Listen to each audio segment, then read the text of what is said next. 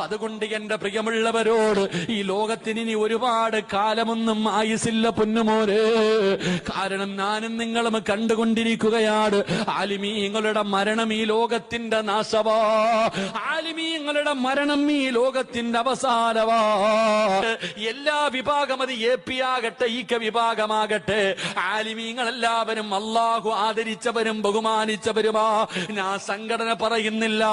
എത്രയോ മഹാന്മാര്, എത്രയോ പണ്ഡിതന്മാര്, ഞാനും നിങ്ങളും നെഞ്ചത്ത് കൊണ്ട് നടന്ന എത്രയോ മഹാന്മാര്.